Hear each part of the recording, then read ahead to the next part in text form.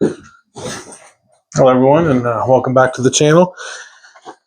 So we've had a few comments on the channel lately about how's the gear doing, and how's it been holding up. So I figured it's been a little bit of a hiatus from filming with everything going on around the farm lately, and obviously with the change in the Canadian gun laws, I can't do anything cool with some of my semis right now. So hopefully at the end of the month things will change and we can legally get back out and enjoy those. But in the meantime, a few things changing with the gear. So we'll start off with the re-review of the Agilite Magnetix belt, the inner and outer.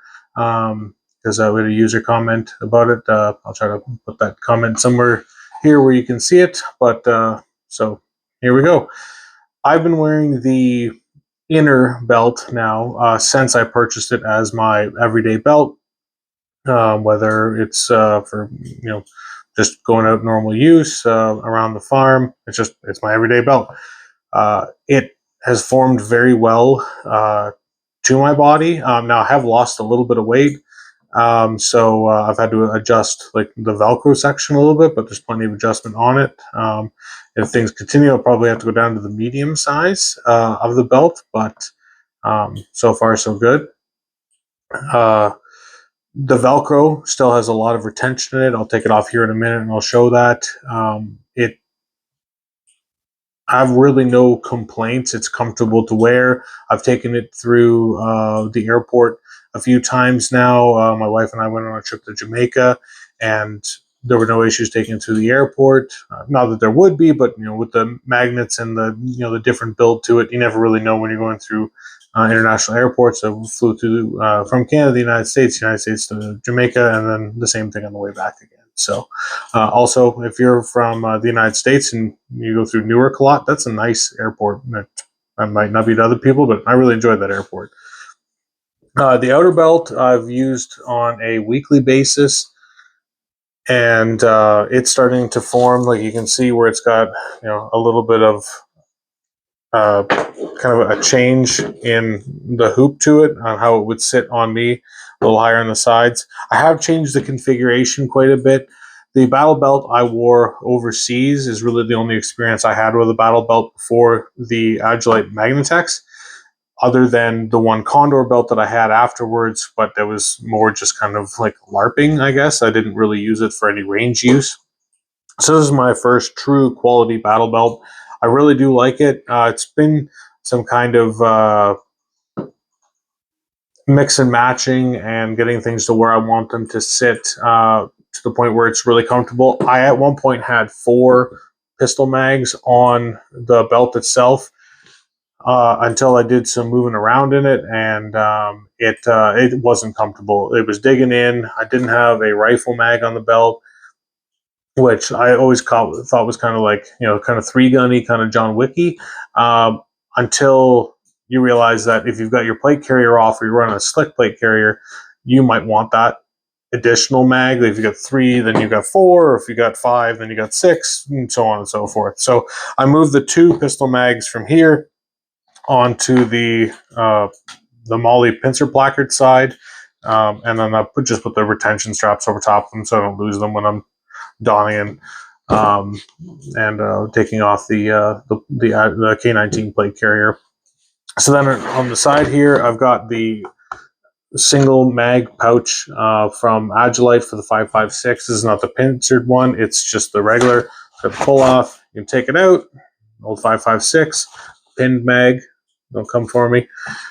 And then it goes back in, and the retention strap stays on.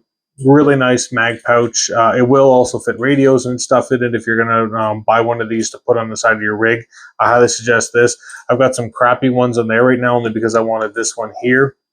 But this thing fits radios and other like attachments you want to put in there just as good as kind of like a GP pouch. And with the retention at the top of it, it works really good for mags. On the side here, I've got a Blackhawk dump pouch. It's a very small one, and it just holds, you can probably get 4 mags in it. I'm not a big fan of huge dump pouches. You see some of the ones hanging off the guys, and it looks like, you're carrying a diaper bag around with you. I've never much seen the point of the huge ones.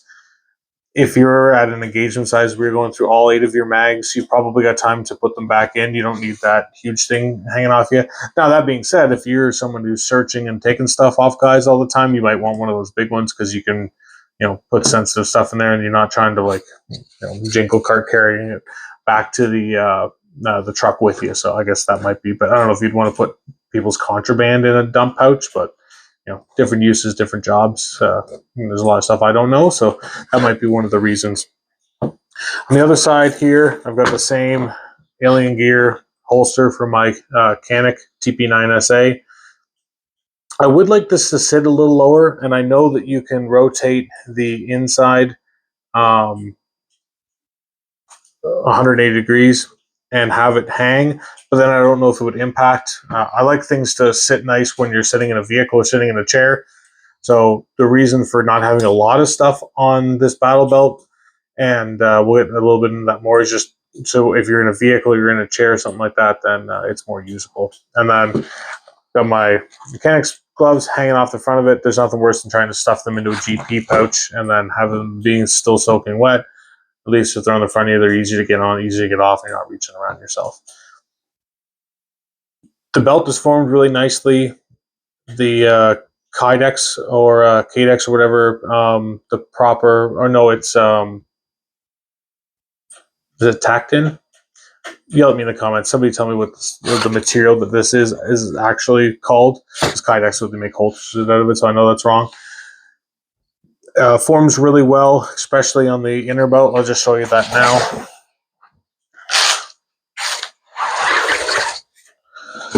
So you can see that this one is got a lot more forming in it. There's more of the wear on the inside here to the Tactin material, if that's what it is. And then the retention here is still fantastic, just the same as the day that I pulled it out. You've got the hook and loop. The outsides have begun to roll, but the stitching is still strong. That kind of thing I would expect to have happen. A little bit of fuzz and lint and stuff from my different gear has gotten into the hook and loop portion of that. Still, lots of good retention. Still works very well.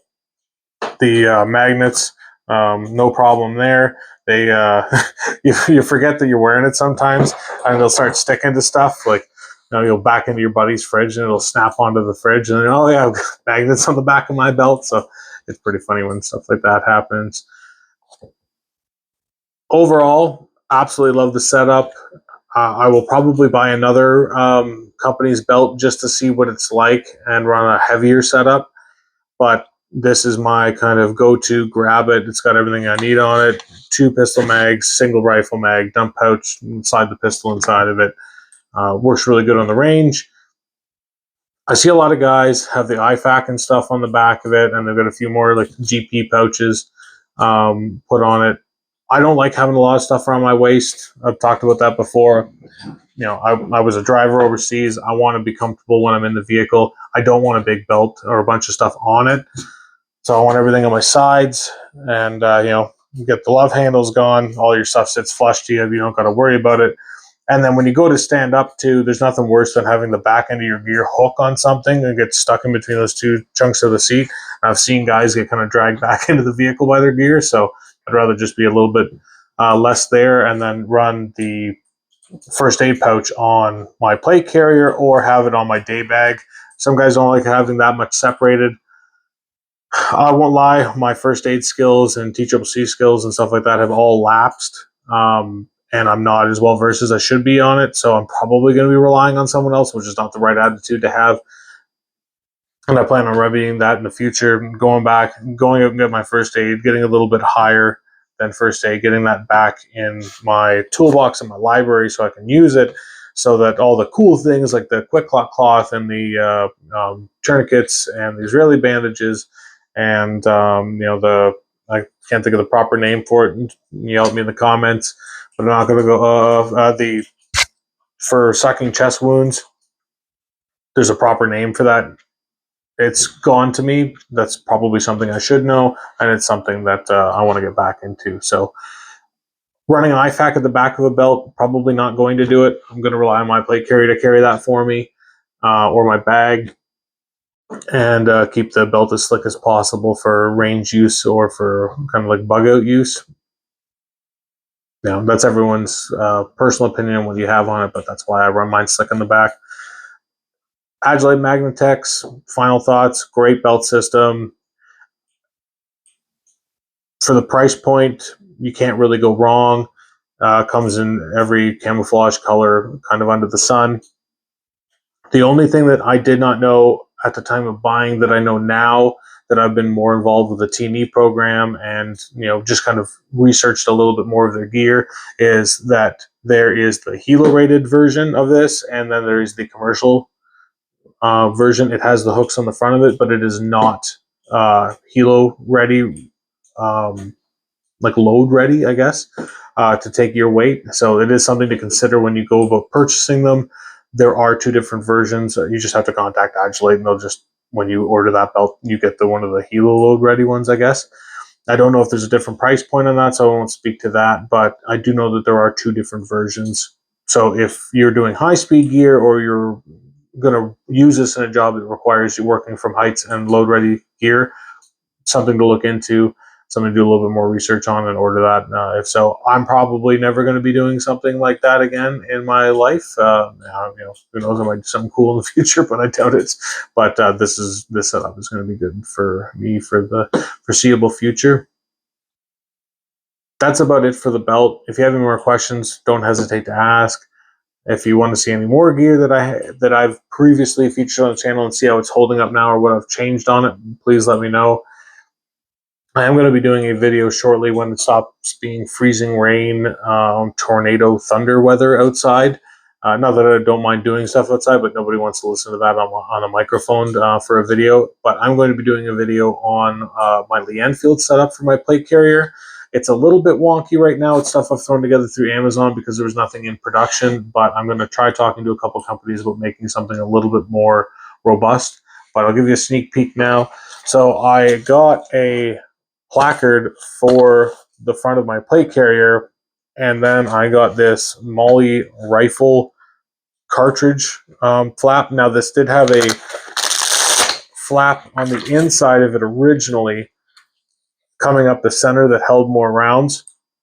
I've since taken that out, because if this is on your chest mounted here, there's no practical way to get at the bottom two layers, and it just didn't seem like it was worthwhile to keep it like that. And I've got just some 550 cord jerry rigged here to hold it like that, so when it's sitting on your chest, it displays your ammo. This is all 303 British, the stripper clip for my Leanfield there. I do have the True Spec mags for it, and I've talked about that before. But it's just nice to have your stripper clips and to have ammo readily available to you, especially for a bolt gun. So going to be doing a video on this soon, showing how it works. Go back to the range now that it's accessible. It's on under 4 feet of snow, and spend some time behind it, see how it works, and get you guys a video for it, showing how you can use a bolt gun in kind of a tactical setup instead of the old style World War I setup.